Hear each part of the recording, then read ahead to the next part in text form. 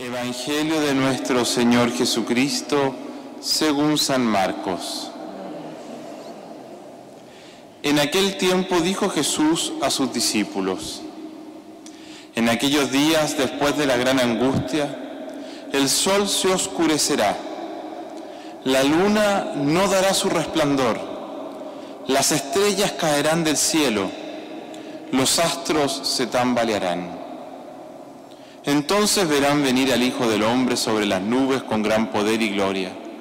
Enviará a ángeles y reunirá a sus elegidos de los cuatro vientos, desde el extremo de la tierra hasta el extremo del cielo. Aprended de esta parábola de la higuera. Cuando las ramas se ponen tiernas y brotan las yemas, deducís que el verano está cerca. Pues cuando veáis vosotros que esto sucede, sabed que Él está cerca a la puerta. En verdad os digo que no pasará esta generación sin que todo suceda. El cielo y la tierra pasarán, pero mis palabras no pasarán. En cuanto al día y a la hora nadie lo conoce, ni los ángeles del cielo, ni el Hijo, solo el Padre. Palabra del Señor. Gloria a ti, Señor Jesús. Queridos hermanos y hermanas, el Evangelio de hoy nos sorprende. Jesús, en la pluma de San Marcos, asume un lenguaje complejo y lleno de imágenes. Se trata del género literario apocalíptico, muy común en los tiempos de Cristo y presente en reiteradas ocasiones tanto en el Antiguo como en el Nuevo Testamento. Mediante imágenes fuertes, hipérboles, se buscaba que el lector o el oyente pudiese descorrer el velo de un determinado hecho o situación para así poder discernir bien. Apocalipsis viene del griego apokaliptein, que significa develar, alejar lo escondido. A primera vista, con el texto que acabamos de proclamar del Evangelio, pensaríamos que Jesús nos está hablando del fin del mundo, pero no es así. El Señor habla de actualidad, la actualidad de Jerusalén y del Imperio Romano, la actualidad de la primera comunidad cristiana y también de la actualidad permanente en la historia de la humanidad. Veamos el contexto de este escrito. El Evangelio de San Marcos fue escrito en torno al año 68-70. Para ese entonces estaba sucediendo la violenta persecución del emperador Nerón, situación que había puesto en crisis a la comunidad cristiana. Algunos habían permanecido fieles, otros no. Incluso algunos cristianos habían sido denunciados como tales, es decir, habían sido traicionados por sus amigos y familiares. Esto produjo una gran división interna en la iglesia naciente, con el dolor que ello significa. Luego, a esa situación se le debe sumar la destrucción total de Jerusalén por parte del Imperio Romano, el año 70, destruyó todo, y la inestabilidad política del mismo Imperio Romano que padeció después de Nerón. Después de Nerón hubo 4 o 5 emperadores hasta que luego volvió a recuperar la calma con Vespasiano. Jesús preparó a sus discípulos para el acontecer social, político y religioso, el cual se presentaba como una situación bastante oscura y catastrófica, que muy fácilmente podía llevar a la desesperanza. Si miramos la historia humana, tristemente siempre han existido atrocidades sociales, tales como guerras, invasiones, dictaduras, deportaciones y otras. Si también vemos la naturaleza, siempre han existido terremotos, inundaciones, pestes, tsunamis, explosiones volcánicas, etc. Todos estos hechos que Jesús describe en el capítulo 13 del Evangelio de San Marcos, en los párrafos previos al trozo recién proclamado, no hablan del fin del mundo, sino que es la historia del mundo y de la humanidad. Es lo que podríamos denominar o llamar el constante presente nuestro. En una situación así, es muy fácil errar, dejándose llevar por el miedo, las pasiones internas que enceguecen, o también por caudillos, es decir, pseudo líderes carismáticos de uno u otro extremo social, político, religioso, que ofrecen la solución a todos los problemas. Pues bien, el Señor nos dice: tened cuidado de que no os engañen. Entonces, ¿cómo enfrentar cristianamente estos escenarios tan complejos? Con esperanza.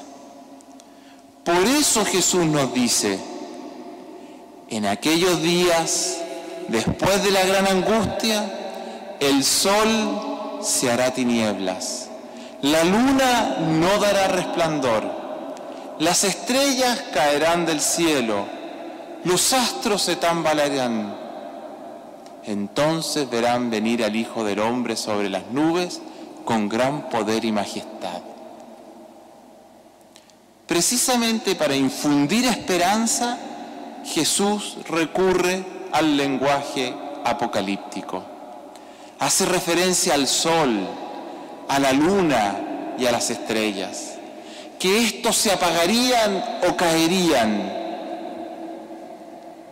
¿De qué está hablando Jesús? ¿Por qué dice esto? Estos, el sol, la luna, las estrellas, eran los dioses paganos habituales de toda la Mesopotamia. Eran los dioses que inspiraron y guiaron a tantos emperadores invasores, tales como egipcios, babilonios, medos y otros. Bueno, esos dioses paganos, ante la presencia de Jesús y su mensaje, por muy resplandecientes y poderosos que aparenten ser, caen y pierden su poder. Hermanos y hermanas, si vemos los noticiarios del mundo, estos nos dan cuenta de una actualidad muy compleja. Crisis por la pandemia, crisis económicas, crisis climáticas, crisis migratoria, crisis política, crisis en nuestra iglesia. Y muy probablemente, si cada uno mira su historia y la de su hogar, más de alguna crisis, conflicto o encrucijada le puede estar aquejando.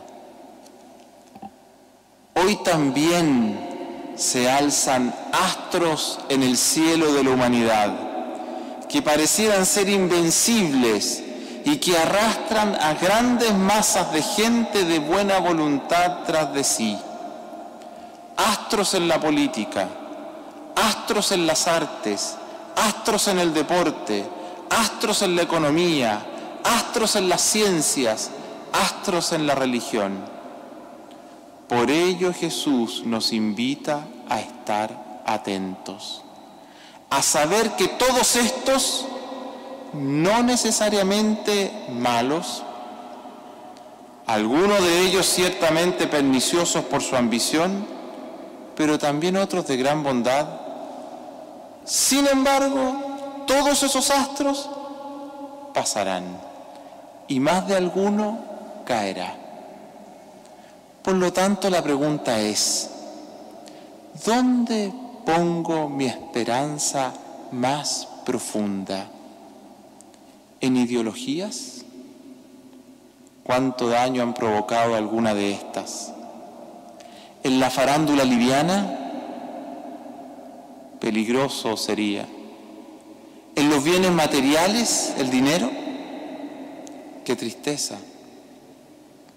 O quizás pongo mi esperanza en la política, en el arte, en las ciencias, en el deporte, en tantas otras bellas expresiones de la persona humana, necesarias, sí, todas muy necesarias y algunas de ellas de gran belleza y ayuda, pero insuficientes.